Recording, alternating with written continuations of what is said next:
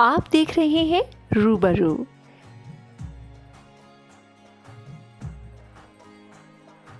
आज हम आपको बताएंगे दिवाली के दूसरे दिन मनाए जाने वाले गोवर्धन पूजन के बारे में, जिसे आप अन्नकूट या फिर गौ पूजन के रूप में भी जानते हैं। हर साल गौ पूजा की जाती है इस दिन और अन्नकूट बनाया जाता है। साथ ही साथ लोग गोवर्धन की प्रतिमा बनाकर भी गोवर्धन पर्वत के स्वरूप को कृष्ण भगवान के स्वरूप में पूजते हैं।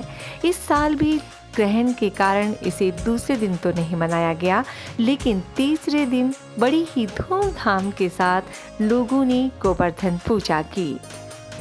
जैसे कि आप तस्वीरों में देख रहे हैं, गाय के गोबर से एक परिवार अपने घर में ही श्री कृष्ण भगवान जी की गोवर्धन स्वरूप का पूजन करने के लिए तस्वीर बना रहे हैं।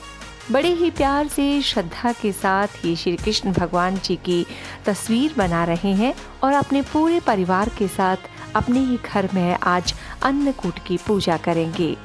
एक तरफ महिलाएं अन्नकूट तैयार कर रही हैं, तरह तरह के पकवान, और कोशिश होती है कि 56 भोग लगाएं और साथ ही साथ और भी सामग्री तैयार की जाए, पूजा विधि पूर्वक की जाए, उसकी तैयारी में जुटी हैं। तो दूसरी तरफ घर के ये पुरुष गोवर्धन पूजन उसके लिए श्री कृष्ण भगवान जी की तस्वीर बनाने में जुटे हैं।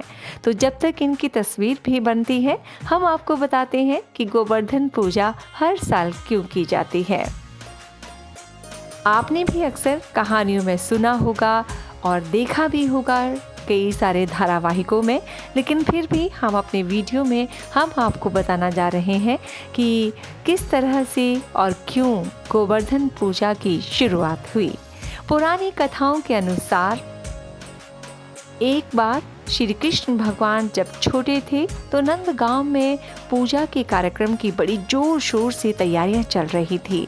श्री कृष्ण भगवान जी ने यशोदा माँ से पूछा, माँ ये क्या हो रहा है और किस चीज़ की तैयारी कर रहे हैं आप? सभी इतने मस्त हैं, इतने बिजी हैं, व्यस्त हैं, क्या हो रहा है? बताओ ना माँ, बताओ ना।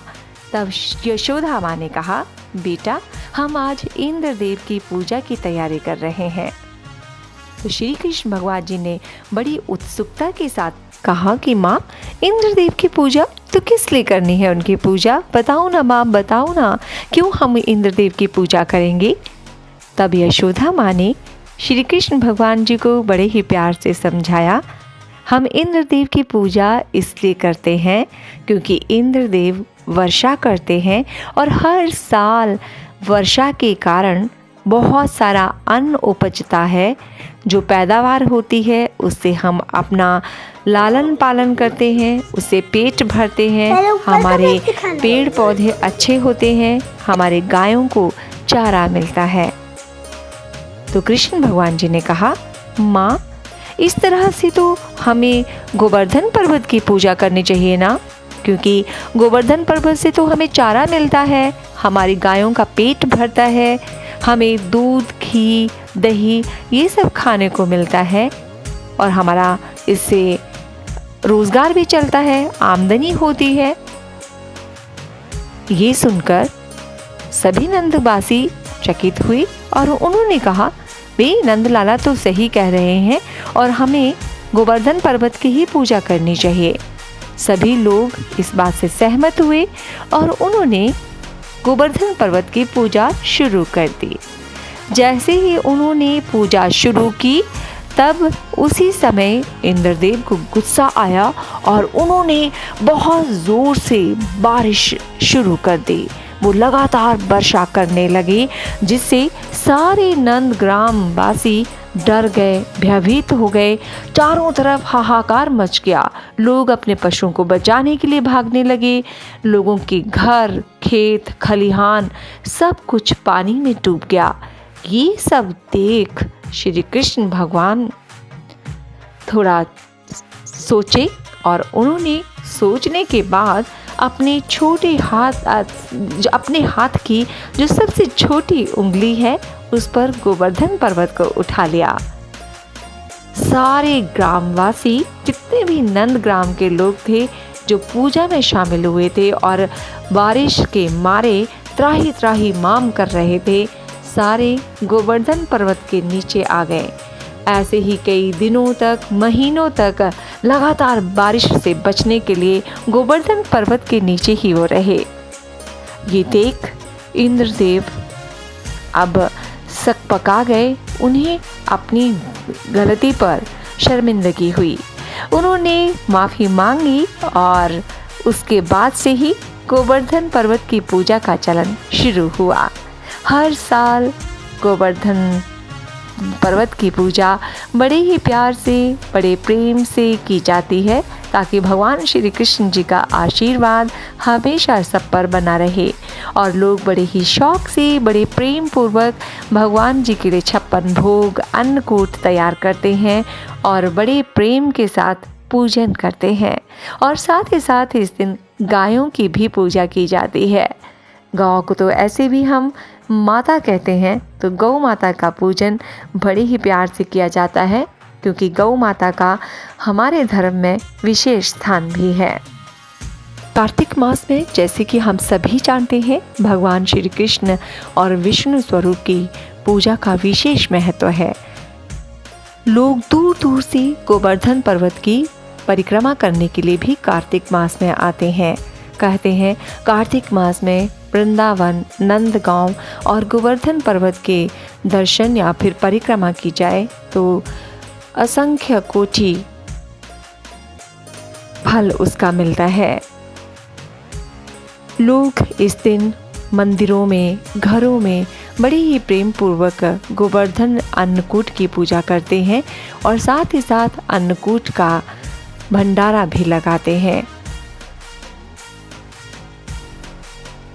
लोग भंडारे में कढ़ी चावल, अन्नकूट और कई तरह के पकवान बनाते हैं। विशेष रूप से कढ़ी चावल और अन्नकूट बनाया जाता है और मिल बांटकर खाते हैं और एक दूसरे को भी खिलाते हैं। तो यही महत्व है अन्नकूट का, गोवर्धन पूजा का। जैसे कि आप तस्वीरों में देख रहे हैं कि कितने प्रेम से ये अपने घर में श्री कृष्ण भगवान जी के गोवर्धन स्वरूप की तस्वीर बना रहे हैं और अपने परिवार के साथ ये मिलजुल कर उनका पूजन करेंगे। भगवान श्री कृष्ण इनके परिवार पर कृपा हमेशा बनाए रखें और सबको सुख समृद्धि मिले। इसी कामना के साथ हर कोई भगवान श्री कृष्ण का पूजन करता है, कीर्तन करता है और अन्नकूट गोवर्धन जी की भी आराधना करता है। आप देख रहे हैं कि श्री कृष्ण भगवान जी की तस्वीर अब गोबर से पूरी हो चुकी है। अब इसका श्रृंगार शुरू हो चुका है। भगवान श्री कृष्ण जी की आंखें लगा दी गई, साथ ही में उनको हाईलाइट करने के लिए सफ़ेद रंग का आपने देखा कि वो चावल के दाने और मोती उसमें सजाने के लिए इस्तेमाल किए गए हैं, जिससे ये एक एक जो वस्त्र है, हिस्सा भगवान श्री कृष्ण जी का, वो हमें उभर कर दिखे। उनकी बांसुरी कितनी सुंदर बनाई है। उनकी उंगली पर आप देख रहे हैं कि गोवर्धन पर्वत उन्होंने उठा रखा है। उनके मस्तक पे मोर मुकुट बहुत ही सुंदर लग रहा है, जिसके ऊपर इन्होंने गोबर के ऊपर वो गेंदे के फूल भर दिए हैं। और ये लीजिए, अब हमारे गोवर्धन यानी श्री कृष्ण भगवान जी की जो तस्वीर है वो पूरी तरह से तैयार हो चुकी है। अब पूजन की तैयारियां खत्म हो गई हैं और पूजन की विधि शुरू हो गई है। पूरा परिवार अपने बच्चों के साथ, बड़े बूढ़े एक साथ बैठकर पूजन कर रहे हैं। आप देख रहे हैं कि जिस तरह से मंदिर में हम दिए जलाते हैं, पूजन करते हैं, अगरबत्ती, धूप, जल, पकवान, पूरी विधि के साथ गोवर्धन जी की पूजा की जाती है और साथ ही साथ गोवर्धन जी की कथा भी पढ़ी जाती है। आप देख सकते हैं वीडियो में किस तरह से पूरी विधि को पूरा किया जा रहा है और पूजन विधि धीरे धीरे आगे बढ़ रही है। हर साल गोवर्धन जी की पूजा इसी प्रकार की जाती है।